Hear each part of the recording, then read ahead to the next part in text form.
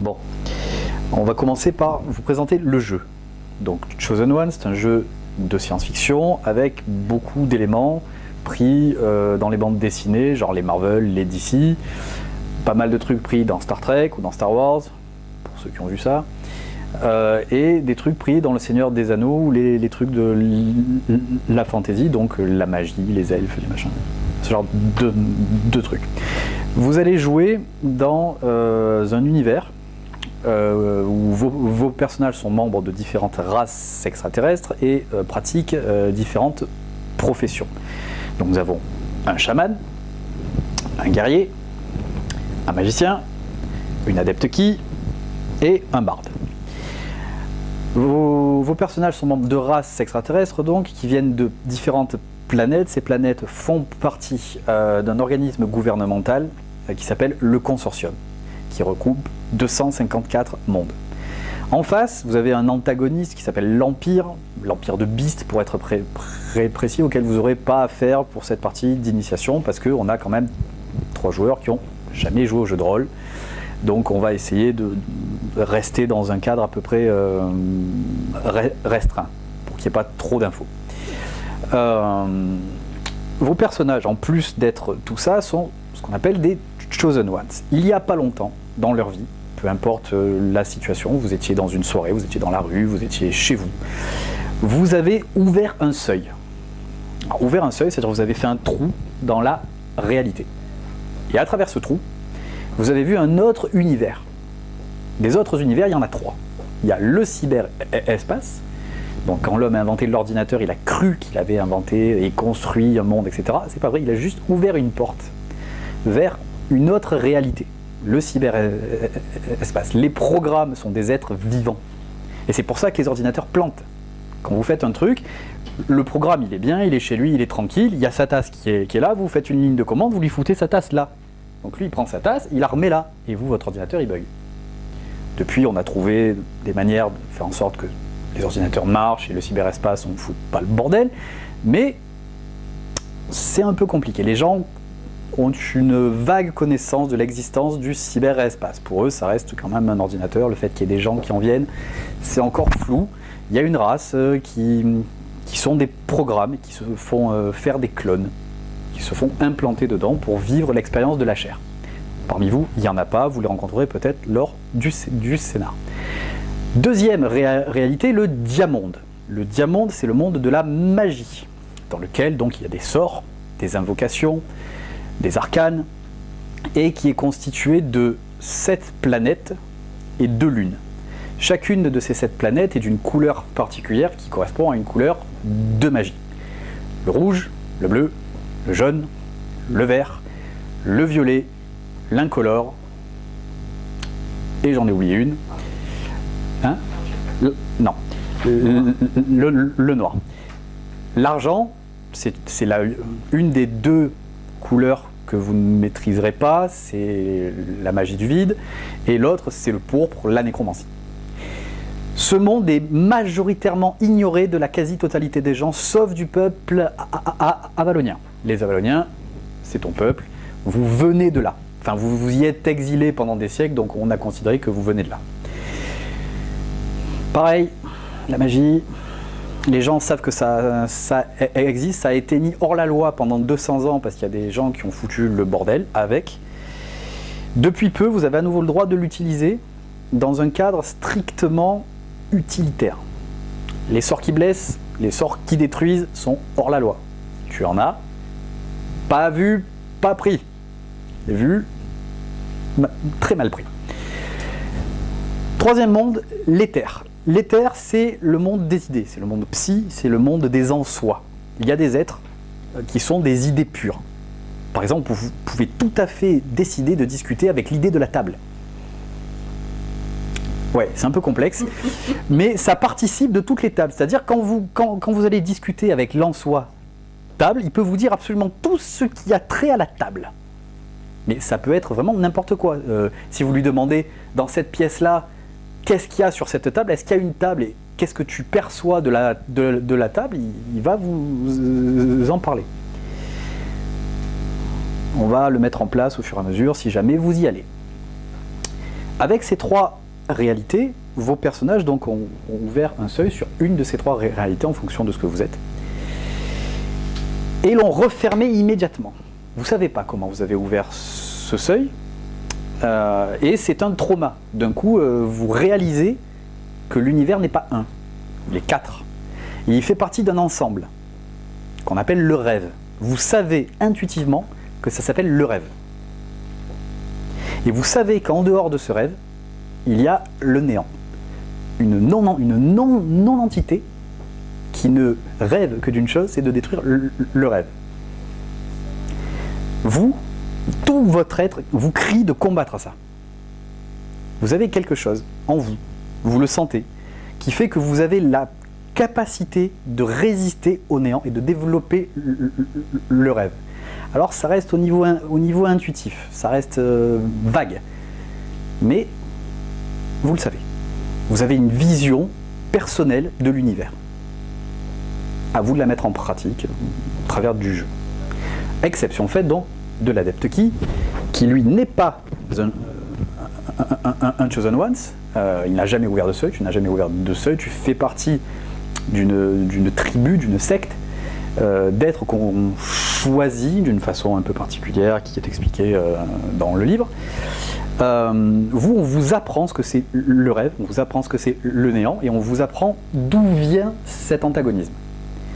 Et on vous apprend l'existence des Chosen Ones, qui sont des gens qui découvrent à un moment de leur vie, n'importe quand. Ça peut être très tôt, ça peut être très tard, mais vous êtes un peu paumé. On vous dit un jour, bon bah voilà, il y a trois autres réalités, défends-le contre le rien qui veut le détruire. Ça perturberait un peu tout le monde. Eux, on leur a appris tout ce que c'était ça, et leur rôle dans la vie, c'est de vous trouver et de vous guider. C'est-à-dire la première fois que vous allez avoir la sensation de croiser un autre être comme vous, vous allez le ressentir. Ça va réveiller quelque chose en vous, vous allez dire, cette personne-là, elle est comme moi. Lui, il a une capacité qui fait qu'il va vous voir pour ce que vous êtes. Donc il va vous approcher, il va dire, écoute, voilà, je sais ce qui t'est arrivé, je sais que c'est traumatisant, mais ne t'inquiète pas, je peux te dire ce qui t'arrive. Alors, des fois, ça peut bien se passer, vous allez dire, ouais, vas-y, aide-moi, puis des fois, les gens fuient. Bon, là, pour les besoins du jeu, vous n'avez pas fui, vous l'avez écouté, elle vous a expliqué un peu ce que c'est. Elle vous a expliqué donc ce rôle.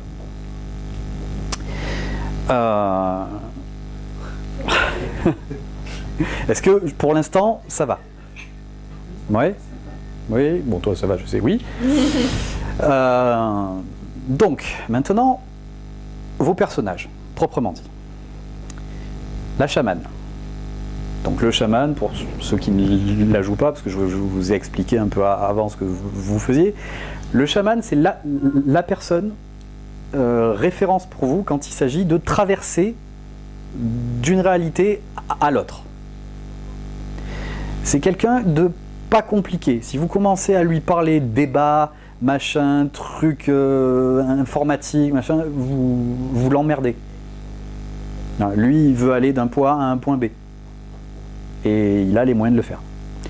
Par contre, il vient d'une race où les trucs compliqués, en plus, c'est vraiment pas son truc. C'est un métamorphe. Lion peut prendre la forme d'un lion-garou. Donc, on évite de le contrarier. Sinon, dans un premier temps, il vous balance des phéromones dans la gueule, histoire de vous faire comprendre que c'est pas cool. Et là, juste après, il vous mord et il vous arrache la tête. Voilà. Le guerrier. Alors, c'est pas le guerrier qu'on trouve dans tous les jeux de rôle, pas l'image qu'on a du guerrier de base. Le guerrier a subi un entraînement à deux disciplines fondamentales.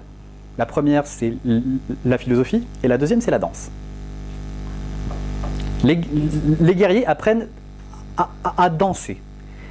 Et quand ils utilisent leur capacité de combat, ils se mettent en état de duende, un état de transe qu'ils ne peuvent atteindre qu'à travers la danse et qui leur permet de faire des mouvements que leurs ennemis ne peuvent pas prévoir. Le guerrier n'a jamais à voir avec le mec qui fonce toute arme dehors sans réfléchir. Le guerrier, c'est un stratège, c'est quelqu'un qui vit pour se battre. C'est pas tout à fait la même chose que quelqu'un qui se bat pour vivre. Quelqu'un qui se bat pour vivre, il loue ses talents et c'est marre. Lui, non. Il vit pour se battre. Le combat, c'est sa vie, mais il se bat pas pour rien. Ses actions sont réfléchies tout le temps. Après, si à un moment tu as décidé de sortir ton épée et de charger, rien ne t'en empêche non plus. Il fait partie d'une race, vous savez que sa race a la possibilité de se lier aux grands dragons, les grands dragons noirs d'Osur 6, qui est une des planètes du consortium. Bon, lui est encore un peu jeune, il n'y a pas beaucoup de dragons, il ne se lie pas à énormément de monde, mais vous savez que certains d'entre eux, ceux qui ne le font pas, de toute façon, sont très soupolés. On ne brise pas l'étiquette en face d'un Swordians. Les Swordians sont très soupolés, ils sont très, ils ne vous insulteront pas, et même quand ils vous insultent, ils essayent de le faire poliment. Voilà. L'art de l'insulte subtile. Et vous savez que malgré tout ce vernis, ils sont capables d'une animalité profonde, entre guillemets, dans le sens où ils sont capables d'empathie avec les animaux. Ils peuvent leur parler. Et les animaux leur parlent. Voilà pour votre guerrier, votre mage. Alors, le magicien, pour vous, c'est quelqu'un de très bizarre. Il a choisi de pratiquer un art qui est interdit, qui a été interdit pendant 600 ans et qu'on vient à peine de réautoriser. Vous savez que si c'est le cas, vu sa race, ça veut dire qu'il a fait partie de la force de police magique, ça veut dire qu'il a fait partie du clé. Le clé, c'est la caste des lunes ennemies, c'est ce qui représente les intérêts de la magie au gouvernement. Et c'est un Avalonien. Alors, un Avalonien, c'est une race qui vient du monde de la magie, qui vit entre 6 et 700 ans, qui a la magie qui coule dans ses veines, et qui trouve que rien, strictement rien, n'est pressé. C'est-à-dire quand vous lui dites « allez, on se dépêche », bah, il va vous dire oui, ou pas. Voilà. C'est quelqu'un, par exemple, quand vous allez en soirée, qui est systématiquement en retard, qui met toujours 1h30 à se préparer, alors que vous lui avez dit on doit y être dans 10 minutes. Voilà. Non, je sais que ça parle à certaines d'entre vous, peut-être même à certains. Voilà. L'Avalonien, c'est ça. L'autre problème de l'Avalonien, c'est que même quand vous avez en face de lui un discours passionné, plein d'hormones, un discours sur le sens de l'univers et de la vie, un discours sur le dernier concert, etc., le maximum que vous allez pouvoir obtenir de lui, c'est une levée de sourcils. Et oui, c'est bien. Voilà. Ils sont un peu équanimes, de manière très énervante. Donc, l'Avalonien, allez, on y va, voilà. Ça pêche un peu. L'adepte qui est une Dacrasienne. Les Dacrasiennes sont un peuple fait exclusivement de femmes, qui se reproduisent par parthénogenèse tout le temps, sauf tous les 35 ans, où elles envoient 3000 d'heures dans l'espace pour renouveler un peu le pool génétique. C'est pas qu'elles veulent pas d'hommes sur leur planète, c'est qu'une Dacrasienne qui atteint la puberté, leurs organismes métabolisent l'énergie cosmique. À la puberté, les changements chimiques font qu'elles ne contrôlent plus rien, et s'il y a un mâle, elles le prennent, elles le violent, elles le défoncent.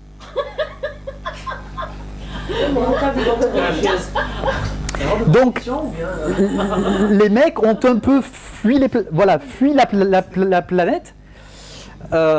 C'est dangereux pour eux s'il y a des adolescentes en pleine puberté. Les adultes n'ont plus ce problème, elles ont réglé ça en régulant le flot d'énergie par la possession d'une lame, d'une épée, ou d'une lance, elles choisissent, mais généralement c'est une épée parce que c'est quand même vachement plus pratique à mettre dans le dos, faite d'un métal qui n'existe que sur leur planète, qui est capable de réguler ce flot. Donc ça leur permet de survivre, parce que si ce flot n'est pas régulé, dans les 48 heures approximativement, ce flot atteint une masse critique et elles explosent. Donc ça a l'air sympa d'avoir toujours une épée sur soi, mais si on vous la pique, ça peut poser problème. Ah, il faut dormir avec l'épée, voilà.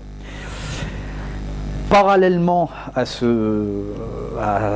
cette race, donc, c'est une adepte key. Les adeptes key, que je vous les ai déjà expliqué ce que c'était tout à l'heure, donc c'est elle qui vous a trouvé et regroupé. Pour des raisons X ou Y, avant que vos... Enfin, au moment où vos personnages se sont rencontrés. Excusez-moi. Dernier, mais non le moindre, votre poseur de base, le mec qui se montre avant tout le monde, et même s'il se montre après tout le monde, on le voit quand même avant. Votre barde, Stygien. Je m'aime. Tu t'aimes, il s'aime beaucoup plus que les autres, mais vous l'aimez aussi. Parce qu'il est... Ah oui, il est insupportablement beau. Ah oui. Voilà. Et quand il déclenche son pouvoir, en plus, il est encore plus beau. Voilà. Et c'est un barde. C'est quelqu'un qui chante super bien et qui joue super bien de... je sais pas quoi. De quel instrument tu joues ? C'est toi qui choisis. J'ai peut-être mis de la basse. De la basse, voilà. Il joue de la basse. C'est un bassiste. C'est un bassiste, voilà. Donc, et il fait partie partie de la race des Stygiens. Les Stygiens ressemblent à des démons. Non, pas des petits chiens, des démons. Les démons, donc, grands, gros, rouges, avec des grosses cornes noires. Oui, mais beaux, voilà. Eh ben oui. Mais dans un organisme gouvernemental où tu as 254 races qui cohabitent, les standards de beauté ont un peu évolué. Ah oui, donc c'est plus le blanc surfeur. Voilà. Tu peux tout à fait dire à quelqu'un, putain, t'as une paire de cornes. Ouais, voilà. Bon, là en l'occurrence, c'est lui. Donc les Stygiens ont développé le voyage entre les planètes avant les autres, mais pas avec des vaisseaux. Ils ont ouvert des seuils vers le diamant et ils ont changé de planète. Certains d'entre eux ont profité de ce pouvoir pour se faire passer pour des démons, les vrais. C'est pour ça que sur Terre, on a eu Lucifer, par exemple, c'est l'un d'entre eux. C'est un démon. Bon, la technologie évoluant, les religions perdant en puissance, etc., on s'est rendu compte que c'était des extraterrestres. Et que donc ils n'avaient pas plus de pouvoir sur les âmes que ça, etc. Du coup, on leur en veut un petit peu. Ils ont une apparence voilà, tu as une apparence de démon, hein, tu as des ailes, tu as des cornes, tu as une queue préhensile. Oui, ta queue est préhensile, ça va te changer. On n'attrape rien, voilà. Ah ouais ? Ah bon, d'accord. Donc pour ceux qui regardent, la femme du joueur est avec nous et apparemment il arrive à attraper des trucs avec ses queues. Voilà. Dans la vraie vie, pas dans le jeu. Voilà. Bon. Et des capsules des bières.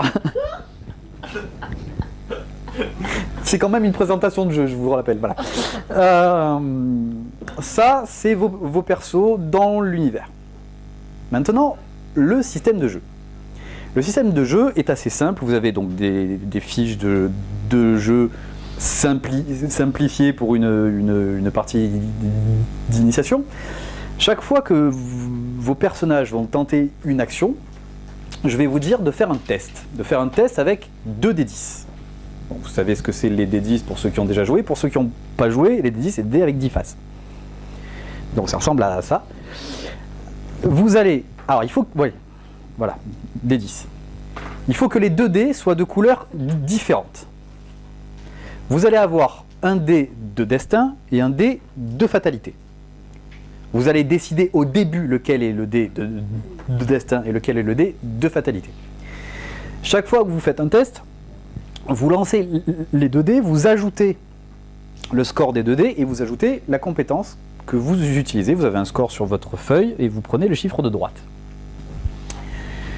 Selon le seuil que vous atteignez, si vous faites 5 et 5, ça fait 10, vous avez une compétence de 5, ça fait 15. Si 15 c'est suffisant pour réussir, vous réussissez. Si c'est insuffisant, vous ratez. Petit cas qui peut changer, si votre dé de destin fait 10, vous avez l'opportunité, si vous le souhaitez, d'utiliser un point de destin. Si vous utilisez un point de destin, vous relancez votre dé de destin pour atteindre un score plus grand. Si votre dé de fatalité fait 1, c'est ce qu'on considère comme étant un échec. Mais un échec simple, c'est juste que vous êtes viandé. Si vous ne voulez pas vous viander, vous pouvez claquer un point de fatalité qui vous permet de relancer votre dé de fatalité pour essayer d'atteindre le seuil. Sauf que le seuil a augmenté. Par exemple, si c'était 15, ça va être 20. C'est-à-dire que si vous avez fait 18 avec un 1, vous avez des chances de faire au moins 2 sur votre D10. Si vous avez fait 11, il faut que vous fassiez ou 9 ou 10. C'est plus dur. Si vous réussissez avec votre deuxième jet, l'action est réussie, pas de problème. Vous avez surmonté les forces de la fatalité qui voulaient vous empêcher d'utiliser vos compétences. Par contre, si vous vous viandez dans les grandes largeurs. C'est ce qu'on appelle un échec critique. C'est-à-dire si c'est le pilote du vaisseau qui se viande, ça veut dire qu'au lieu de faire le tour de la planète, il a décidé d'aller voir le trou noir de plus près. D'accord ? Un échec critique, ça fait vraiment beaucoup de mal. Ça, c'est les règles de base. C'est avec ça que vous allez gérer quasiment toutes vos actions. Vous avez des pouvoirs. Certains d'entre vous ont des pouvoirs méta, des pouvoirs mutants. Ces pouvoirs s'utilisent en dépensant des points de pouvoir. Vous avez une réserve de points de pouvoir quand vous en avez. Bon, toi tu n'en as pas. Toi, tu as de la magie. Pour ceux qui en ont, vos pouvoirs ont un niveau et un coût. Le niveau, c'est la puissance de votre niveau, vous l'avez développé. Et le coût, c'est le nombre de points de pouvoir que vous devez utiliser pour utiliser votre pouvoir. Tout simplement. Question ? Non, vous avez peu de points de pouvoir au début. Bah oui, vous êtes niveau 1. C'est vrai, moi j'en ai 0. Oui, mais toi, tu n'as pas de pouvoir, donc ça règle le problème. Pareil pour la magie. Quand tu utilises des sorts, ça te coûte des points de magie, qui sont d'une certaine couleur en fonction du sort que tu lances. Et, dernier point, vous avez un dé, donc pour aujourd'hui vous n'en aurez qu'un seul, un dé de professionnalisme. Un dé de professionnalisme. Voilà. Le dé de professionnalisme est un D6. Un dé à 6 faces, donc les dés auxquels vous êtes habitués. Et un G dans la partie. Aujourd'hui, vous allez pouvoir rajouter un D6 à vos 2 D10. Donc, essayez de bien choisir votre... Les autres ressources, c'est des points. C'est pas des dés. Mais quelles ? La magie, c'est des ressources, tu les dépenses. Le destin, c'est des points. La fatalité, c'est des points. Et la corporalité, alors, la corporalité, c'est quand vous êtes fait implanter de la cybernétique, donc toi non plus, et toi je crois pas. C'est ce qui reste de biologique en vous une fois la cybernétique mise en place. C'est-à-dire si on a remplacé les 2 jambes et les 2 bras, ce qui reste de vivant en vous, c'est le torse et la tête. Vous commencez à être un peu une machine. Aujourd'hui, ça n'aura pas une grande influence parce que ça va, voilà, on va pas trop jouer sur ça. Autre utilisation, dernière utilisation des points de fatalité et de destin. Si je vous mets dans une situation un peu compliquée et que vous pensez que pour sortir de là, il vous faut accomplir une action héroïque. Genre, il vous faut un seuil de 30. Alors 30 avec 2 D10, c'est une compétence à 5. Même en faisant 10 et 10, vous arrivez à 25. C'est pas possible. Si avant de lancer les dés, vous utilisez un point de destin, vous rajoutez 20 à votre jet. Donc 20 plus 2 D10 plus votre compétence, il y a des chances que vous arriviez. Si vous voulez utiliser un point de fatalité avant le jet, vous dites au maître de jeu, je vais faire un test et je vais me compliquer la vie pour essayer de faire quelque chose d'un petit peu plus précis. Genre un mec tient un détonateur et vous dit ah attention, si tu approches, je lâche. Celui qui a le flingue, il va dire je lui tire dans le poignet de manière à ce que la main reste crispée et ne lâche pas le truc. C'est un peu compliqué, c'est un peu dur, il faut choper le bon nerf. Donc là, vous utilisez un point de fatalité. Avant, vous passez d'un seuil de, on va dire, 20 pour toucher le poignet, à 25-30 pour toucher le bon nerf.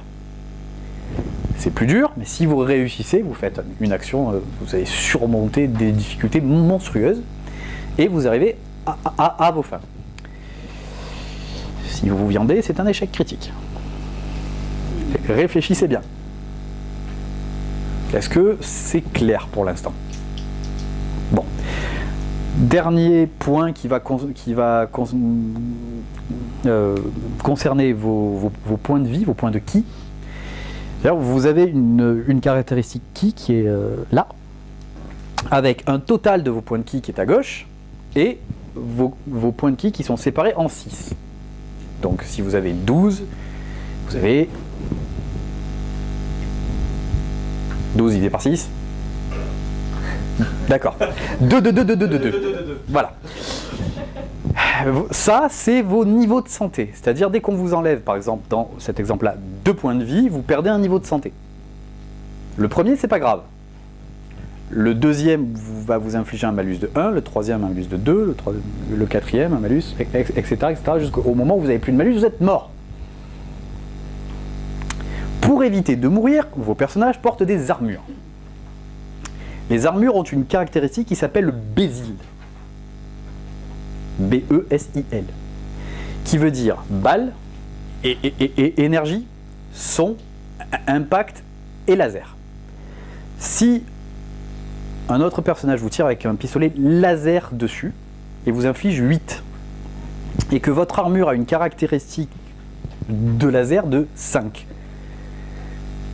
vous retranchez votre caractéristique d'armure, donc 5, aux 8 dégâts de l'arme. Du coup, vous n'encaissez que 3. Votre armure vous a protégé des 5 premiers. Voilà. Ça fait beaucoup d'informations d'un coup, mais vous allez voir, en jeu, ça devient un peu plus fluide et vous allez poser des questions et ça va être plus clair au fur et à mesure. Est-ce que vous avez des questions à propos de ce que je vous ai dit? Ça va venir, je pense, dans le jeu, là, parce qu'il y en a beaucoup. Voilà, ça fait beaucoup d'informations. Voilà, c'est normal.